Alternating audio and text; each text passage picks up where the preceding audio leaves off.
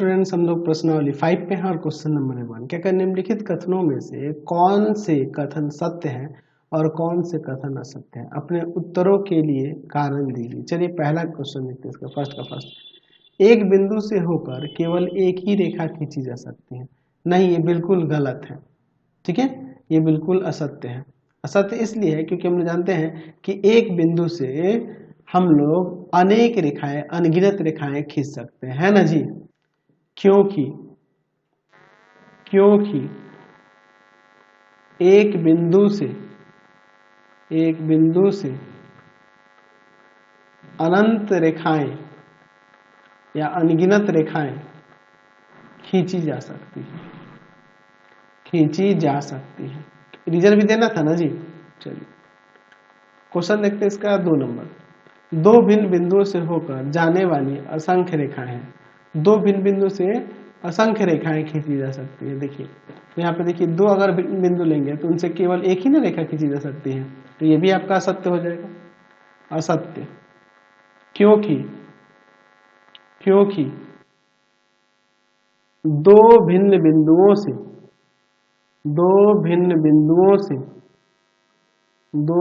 बिंदुओं से एक और केवल एक रेखा खींची जा सकती है।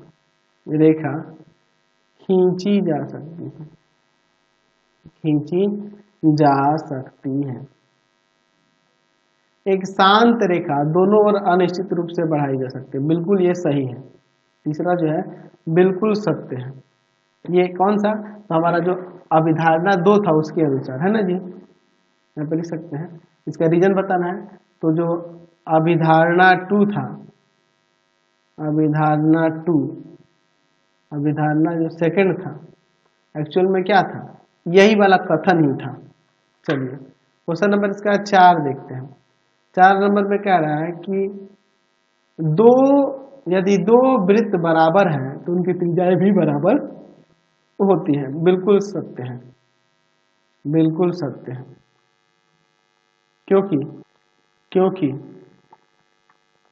क्योंकि दो समान वृत्तों के केंद्र और परिसीमाएं संपाती होंगी या संपाती होती हैं, अतः इनकी त्रिज्याएं संपाती होंगी या समान होंगी या बराबर होंगी। त्रिज्याएं बराबर होंगी ऐसे लिख देते हैं, संपाती नहीं, बराबर होंगी। ठीक है, बराबर होंगी। समझ गए ना। जैसे अगर मान लीजिए एक ये मैं वृत्त कर लेता हूँ, इसका केंद्र ले लेता हूँ, दूसरे ही समान वृत्त होगा, दो वृत्त बराबर होंगे तो ये एक दूसरे को पूरी तरह से ढकेंगे, तो ये दोनों, इनका परिसीमा भी संपाती होगा और इनका केंद्र भी संपाती होगा, इसलिए त्रिज्याएं क्या हो जाएंगी, बराबर हो जाएंगी। ठीक है, त्रिज्याएं बराबर होंगी। चलिए अब इसका 5 नंबर देखते हैं। कह रहा कि आकृति में ए बी पी क्यू के इक्वल और पी क्यू एक्स वाई के equal, A B P Q equal और पी क्यू एक्स वाई के इक्वल, तो यहाँ ए बी एक्स वाई के इक्वल होगा। बिल्कुल सत्य है, ये भी सत्य है। क्यों होगा, हमने पढ़ा था कि यूक्लिड के प्रथम अभिग्रहित से हो जाएगा। क्योंकि क्या था जी यूक्लिड का प्रथम अभिग्रहित, क्योंकि वे वस्तुएं जो एक ही वस्तु के बराबर हो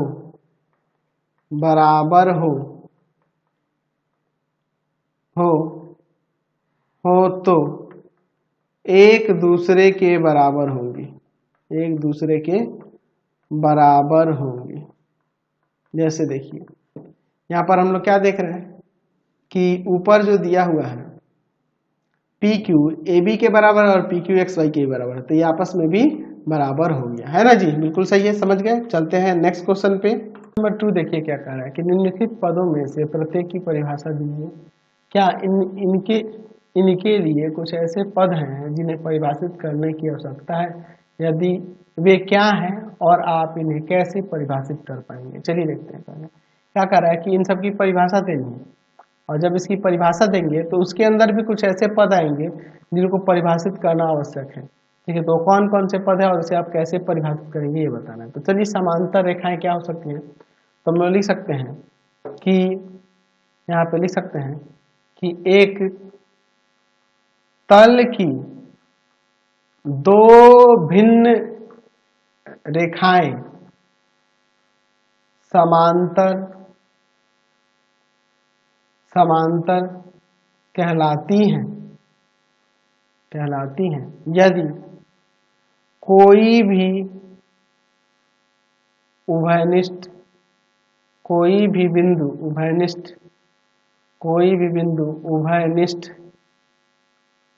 उभयनिष्ठ नहीं हो चाहे वे दोनों तरफ कितनी भी बढ़ाई जाए।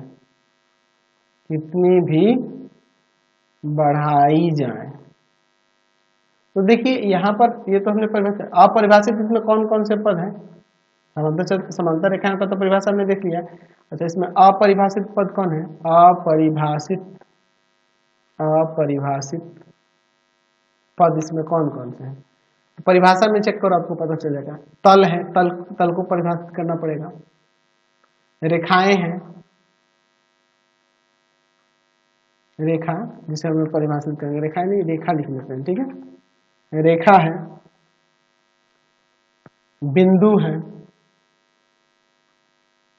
ठीक है, यही सब ना अपरिभाषित पद है जी। चलिए अब हम लोग दूसरा देखते हैं, लंब रेखाएं इसको परिभाषित करते हैं। तो लंब रेखाएं क्या होती हैं। तो दो रेखाएं लंब कही जाती हैं यदि वो समकोण पर प्रतिच्छेद करें। दो रेखा ऐसे इनको भी परिभाषित करना होगा, तब भाई ज्यादा लॉन्ग हो जाएगा। तल क्या होता है, तल के बारे में मैंने चैप्टर की शुरुआत में आपको बताया था। रेखा क्या होता है, ठीक है, रेखा को परिभाषित करेंगे, बिंदु को परिभाषित करेंगे, तब न जाके ये सब परिभाषित होता है ना जी। दो रेखाएं लंब कही जाती हैं यदि ये एक दूसरे को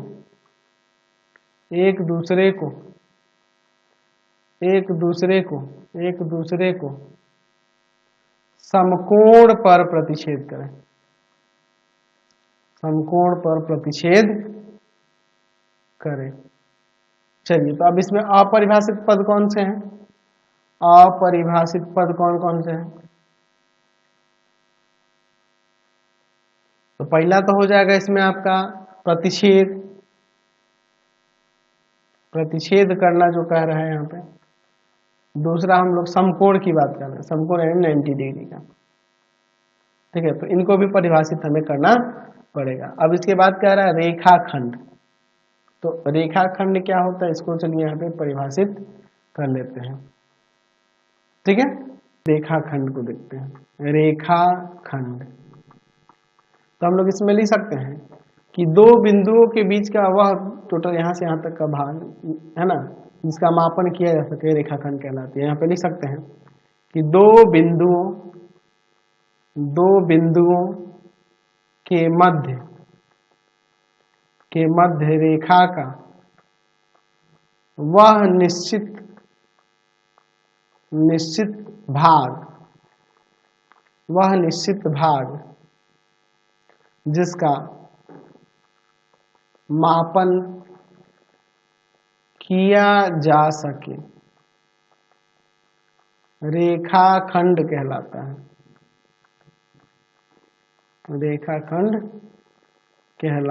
है। ठीक है, चलिए इसमें अपरिभाषित पद कौन कौन से हैं, चलिए देख लेते हैं इसमें अपरिभाषित पद कौन कौन से हैं। रेखाखंड की परिभाषा में अपरिभाषित पद बिंदु हो जाएगा। ठीक है, मापन हो जाएगा। चलिए नहीं भी लेंगे, बस मापन भी नहीं लेंगे तो खाली बिंदु ही हम लोग दे सकते हैं, काफी है इतना। चलिए अगला क्या हमें परिभाषित करना है, वृत्त की त्रिज्या। चलिए देखते हैं वृत्त की त्रिज्या क्या होती है। केंद्र से उसके परिधि की कहीं की दूरी जो होती है त्रिज्या होती है। लिख सकते हैं कि एक रेखाखंड होता है जिसका एक अंत बिंदु वृत्त का केंद्र और दूसरा वृत्त की परिधि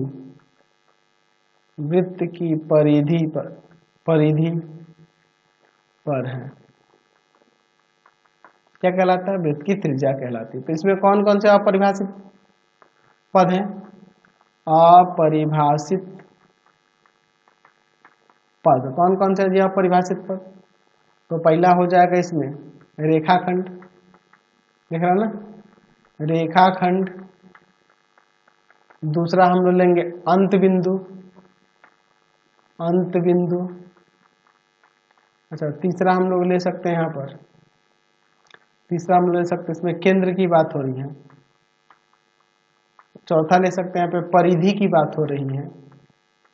तो ये सब ना अपरिभाषित पद है जी।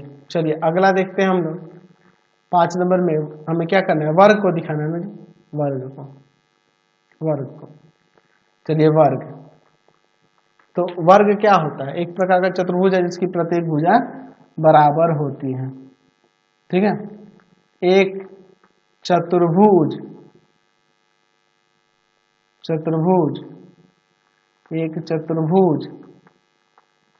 जिसकी चारों भुजाएं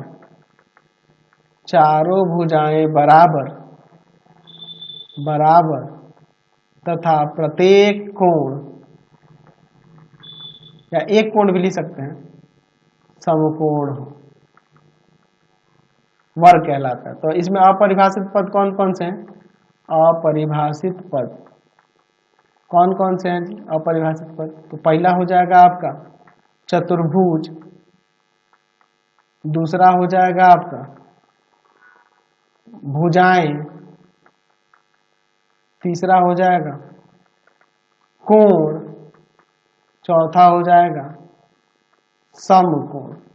तो इन सबको भी हमें परिभाषित करना होगा। तो इन सब के बारे में भी हम लोग आगे चल के पढ़ेंगे, चतुर्भुज, कोण, समकोण, ये सब चीजों के बारे में पढ़ेंगे। तो अभी फिलहाल इसमें परिभाषित नहीं करते क्योंकि नहीं तो फिर बहुत लंबा वीडियो हो जाएगा। आप इसको परिभाषा ढूंढ के भी लिख सकते हैं, ऐसे कोई इसकी जरूरत नहीं है। अब परिभाषित पद हमने सिर्फ बता दिया, इसकी भी हम लोग परिभाषा दे सकते हैं। क्वेश्चन देखते हैं 3 नंबर क्या कह रहा है, नीचे दिए हुए 2 अभिधारणाओं पर विचार करें। पहला देखते हैं क्या कह रहा है कि 2 भिन्न बिंदु A और B दिए रहने पर एक तीसरा बिंदु C ऐसा विद्यमान है जो A और B के बीच स्थित होता है। ठीक है, यहाँ पर थोड़ा इसको समझ लीजिए।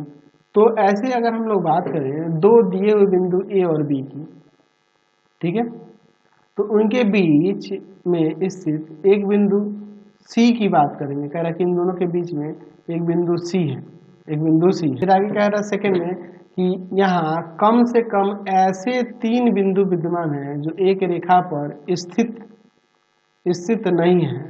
क्या इस अभिधारणाओं में कोई अपरिभाषित शब्द है?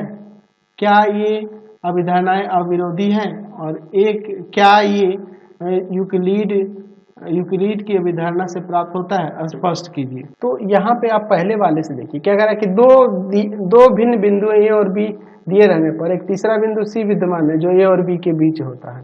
अच्छा, ऐसा जरूरी नहीं है कि A और B के बीच में होगा, ये बिंदु C इधर भी हो सकता है, इधर भी हो सकता है, कहीं भी हो सकता है।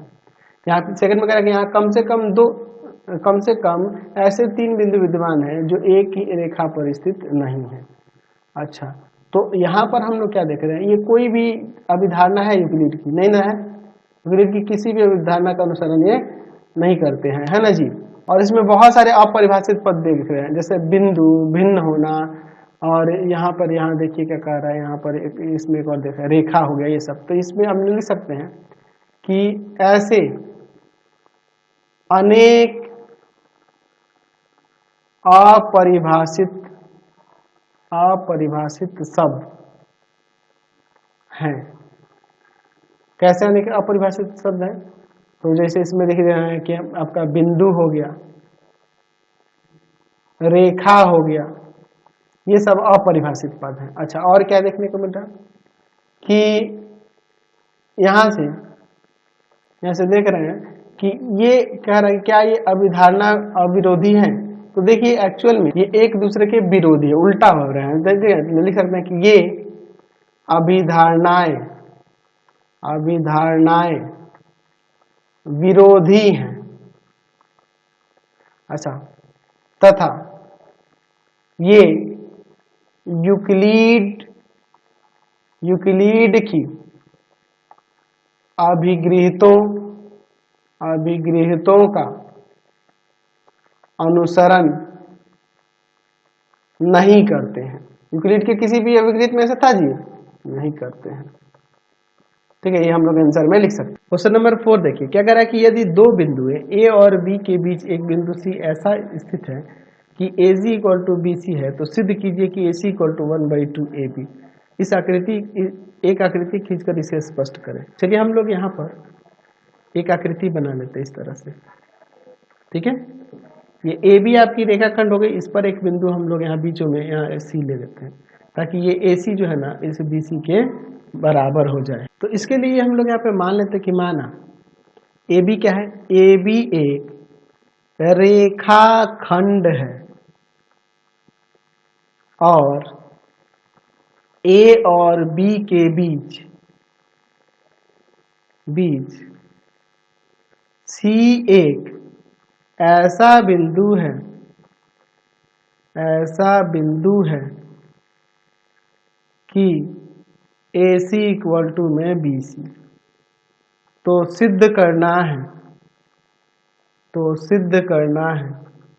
कि AC इक्वल टू 1/2 AB। चलिए अब हम लोग इसका यहाँ प्रमाण देखते हैं। अच्छा, हमारे पास AC इक्वल टू में क्या दिया हुआ है? BC दिया है। अच्छा, दोनों तरफ AC जोड़ने पर अगर दो समान राशि है तो अगर हम लोग उनमें समान राशियां फिर से जोड़े तो वो बराबर होती है। हम लोग पढ़े हुए हैं AC plus AC equal to में BC प्लस का AC 2AC हो जाएगा और BC और AC मिलके आपका AB हो जाएगा। दो चला जाएगा भाग में, तो AC इक्वल टू में क्या हो जाएगा? 1/2 AB। ये ना हमें साबित करना था, हमने यहाँ पर प्रमाणित करके दिखा दिया। समझ गया? कोई दिक्कत नहीं है। क्वेश्चन नंबर 5 देखिए क्या कह रहा है कि प्रश्न 4 में, अच्छा प्रश्न 4 में C रेखाखंड AB का एक मध्य बिंदु कहलाता है। बिल्कुल कहलाएगा, मध्य बिंदु होगा तभी ना AC इक्वल टू 1/2 AB हो रहा है। सिद्ध कीजिए कि एक रेखाखंड का एक और केवल एक ही मध्य बिंदु होता है। सिद्ध करना है कि एक रेखाखंड का एक और केवल एक ही मध्य बिंदु होगा ऐसा। चलिए हम लोग इसका हल देखते हैं। हम लोग यहाँ पर मान लेते हैं,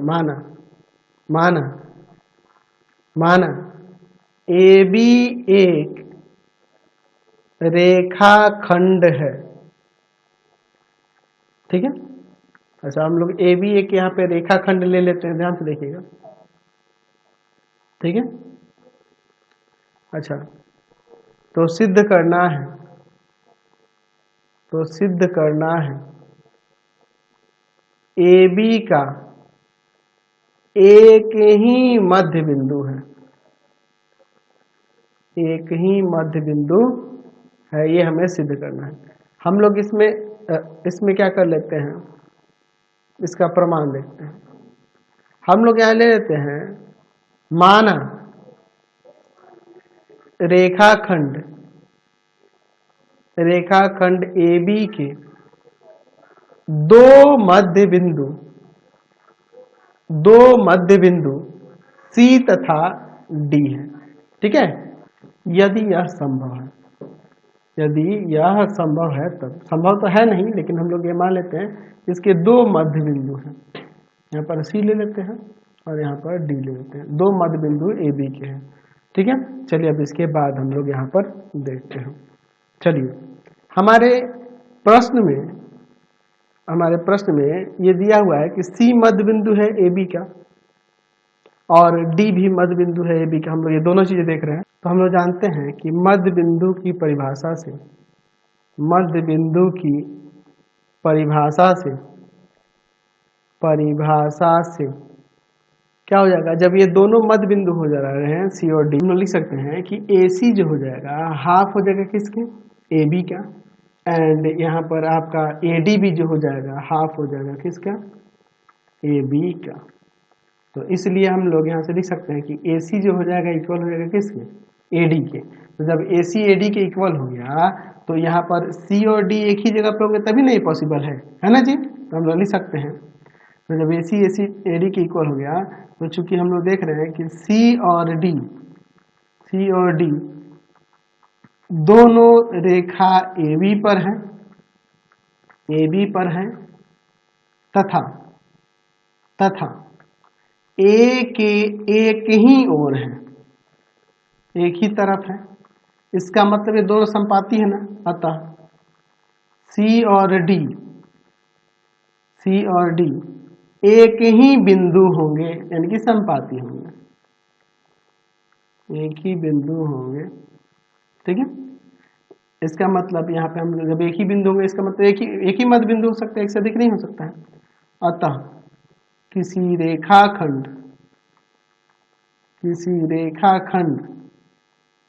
का केवल एक मध्य बिंदु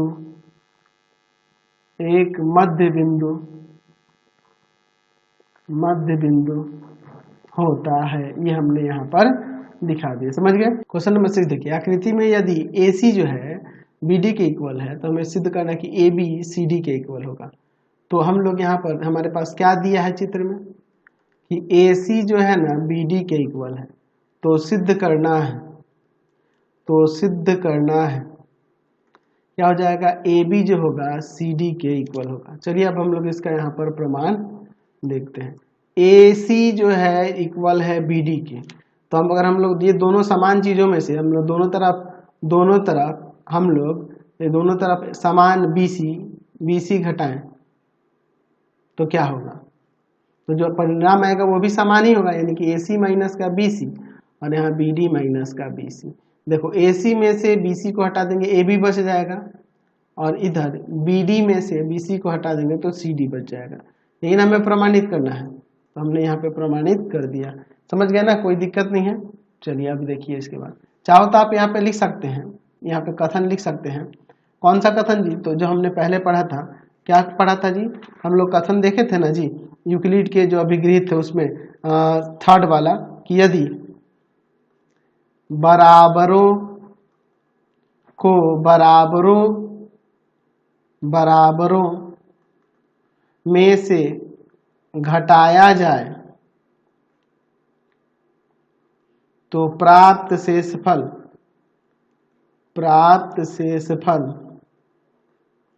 भी बराबर होते हैं। समझ गया, कोई दिक्कत नहीं है। तो आज की क्लास में यही तक रहने देते हैं, नेक्स्ट वीडियो में आगे देखेंगे। आपको हमारे 3 चैनलों को सब्सक्राइब करना होगा। पहला है पाथ फाइंडर क्लासेस छपरा, दूसरा है आपके पास भारती भवन रविकांत सर,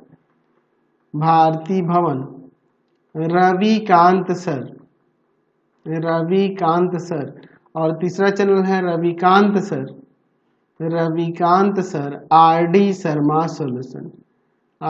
शर्मा सॉल्यूशन। तीनों चैनल को सब्सक्राइब कर लेंगे। इससे रिलेटेड वीडियो के लिए सीधे डिस्क्रिप्शन में जाएंगे, इससे रिलेटेड नोट्स के लिए गूगल पे जाकर सर्च करेंगे www.ravikantsar.in, और यहाँ जाकर आप सभी क्लासेस के नोट्स उनके PDF को डाउनलोड कर सकते हैं, पढ़ सकते हैं। इंस्टाग्राम और फेसबुक पे जाके पाथ फाइंडर क्लासेस छपरा को लाइक एंड फॉलो करना नहीं भूलेंगे। Thanks for watching the video.